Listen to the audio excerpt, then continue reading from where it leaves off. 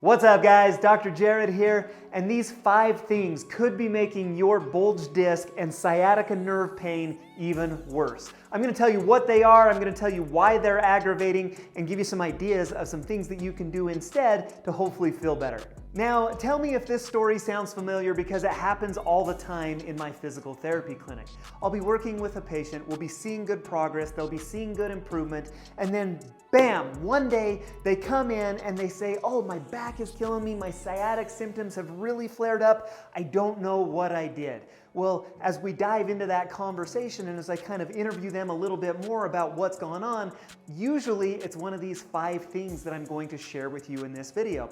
So just as important as it is to do the right things for your back and your sciatic nerve pain, it's also crucial that we avoid doing the wrong things that would cause that to flare up or to cause you to take some steps backward. So that's what I hope that you get out of this video. If you like this video, if it helps you out, leave me a comment down below, comment your experience down below. Also, just for my own curiosity, comment down below which one of these is your biggest culprit, which one of these is setting you back, which one of these maybe you struggle with the most. Again, I'd be curious to hear how that is for a more general population like I have right here on YouTube. So thanks so much for doing that in advance. Now that being said, first thing is coming your way right now. The number one thing that you should try to avoid, and the number one thing that I encounter that causes this increase in pain and symptoms is right here. Sitting, and sitting for long periods of time.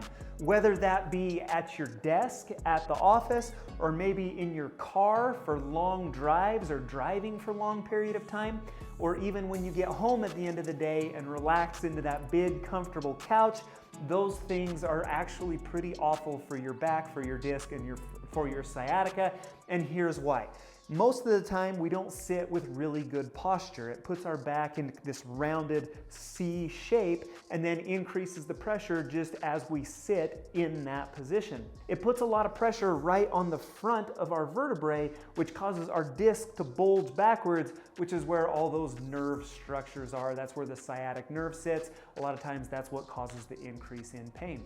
So what do you do instead? Well, the first thing that I always recommend is try to take regular standing breaks. Simply standing up, maybe bending over backwards a little bit, is going to be crucial in helping you to feel better and in taking breaks just throughout your day. If you do work at a desk or if you do have a desk job, you can even get a standing desk or an elevated platform to put your computer on so that you can stand and work. Those are really good. Those are really effective. If you don't have that, or if you don't have access to that, at least I recommend every hour that you stand up for about 5 minutes, and just again, you can even bend backwards a little bit, just take some of the pressure off of that disc.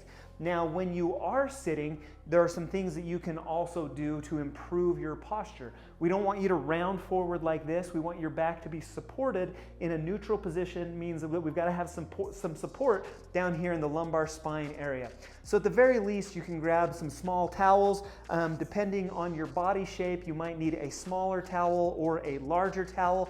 But what you can do is play with that, put that right down here in your lower back area, just so that it offers you some support and get you out of that C-shaped position. So the number one thing to avoid, sitting with poor posture for long periods of time, stand up and take regular breaks, or improve your posture with support. The number 2 thing to avoid is certain stretching activities. This one happens a lot too. People will say, you know, my back was feeling really tight, and so I did this certain stretch, and when I was done, oh man, my sciatica symptoms and my back pain felt so much worse.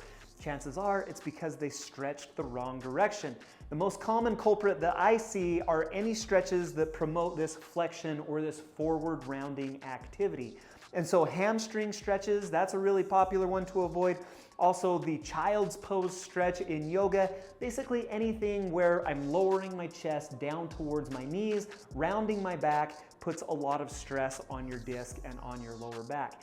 Instead, what we need to do are more extension-based activities for that bulged disc and for that sciatica pain. This is probably my favorite, is going to be the cobra pose. You're going to lay down on your stomach with your elbows underneath your shoulders. Now, for some of you, even this might be adequate. If we feel a good stretch in our back, if that feels more or less pain-free, I don't want any pain with this, that's where I would start you. You're gonna stay there for 10 seconds, and then you're gonna come down for about 10 seconds, and then repeat that about 10 times. If it feels good here, you can progress it by doing slight press-ups onto your hands, kind of a half cobra pose right here. Same thing, 10-second hold and then come down for 10. Eventually we want to get up even into this full cobra position where my elbows are actually locked out. That's a really good stretch for my lower back, and that's the direction that we need that disc bulge to go. Putting more pressure on the back of the disc helps to relocate it where it needs to be, thereby alleviating pain and sciatic symptoms. Now, you've probably heard that core weakness can lead to lower back pain. A lot of people think, well, I need to strengthen my core and that will help my back pain to go away. Unfortunately, they decide to do the wrong core exercises, which end up making their sciatica and their lower back pain even worse. The number 3 thing to avoid are the wrong core exercises, specifically anything where you're folding forward. These include sit-ups or exercises like a Russian twist. Those are probably the 2 most common culprits that I see that aggravate lower back pain. What we need to do instead is, yes, work on your core and improve core strength, but I would rather do it on the back side than the front side, meaning I'm gonna work your lower back and I'm gonna work your glutes before I'm going to aggressively strengthen your abs, especially in a flexed position.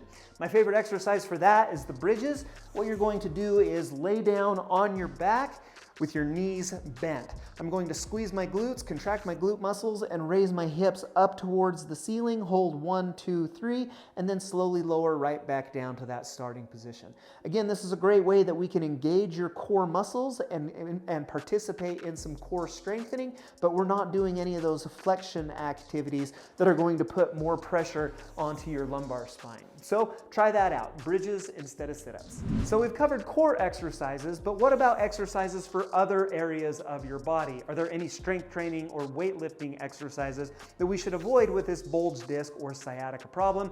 The answer is absolutely yes. Anything that's going to increase compression in your spine should probably be avoided. I'd say that barbell squats are the number 1 culprit for this. But I also like to recommend people avoid exercises where they're bending over and picking up a load.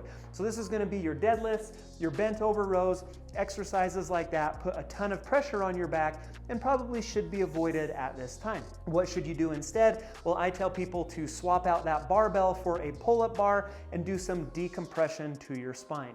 A traction force. Basically what that looks like is you're going to grab a pull-up bar and then place your toes lightly on the floor and then just really hang there as long as you can. Try to relax your entire back, try to relax that tight lower back and just feel that elongation of your spine. What we're doing there is we're actually taking the pressure off of that disc, offering it a little bit of some relief as well. People tend to respond really well to that. If you're like, Jared, I don't have access to a pull-up bar, are there other ways that I can decompress my spine? Absolutely there are. In fact, I shot an entire video about that, ways that you can decompress your spine at home. I've got it linked in the description down below, so try that out. Finally, that brings us to the last spot, number 5 on our list of things to avoid with a bulged disc or sciatica pain, and it is sleeping. Okay, really, it is sleeping in poor posture or in a poor position. Here's what I mean. The most common culprit that I see on this one is those who sleep on their side with their knees tucked up into their chest.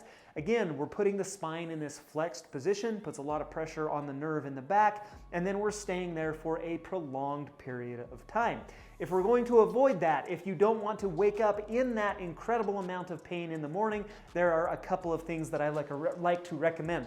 First of all, if you do sleep on your side, what I want you to do is put a pillow in between your knees. That's going to help to keep your spine and pelvis in a more neutral alignment. And then just a soft bend in your knees and in your hips. They don't have to be like completely rigid like this, but I just don't want them tucked all the way up like this. Even just that subtle bend in your hips and knees is going to put your back in a much better position. That's going to help you to wake up, hopefully with a lot less pain. The other thing that you can do, if you can switch positions, I like back sleeping or sleeping on your back for this problem with a couple of with a couple of pillows under your knees. And so here's why. When we sleep like that, That is, again, one of the most safe, neutral, supported positions that I can keep my back in. With those pillows under your knees, it's going to unlock your hip flexors and decrease pressure on your spine. That's a very healthy position for you to sleep in. So you might try that one out as well. Now, if you're interested in more help with exercises, with stretches, or even with sleeping positions for sciatica symptoms, here are 2 videos that are going to help you out. I've even got a 3rd one linked down below in the description, so you might check that out. If you haven't subscribed to Tone and Tighten yet and would like more information from me, hit subscribe right here. This circle button will subscribe you to the channel. Hope these things help. We'll see you again soon.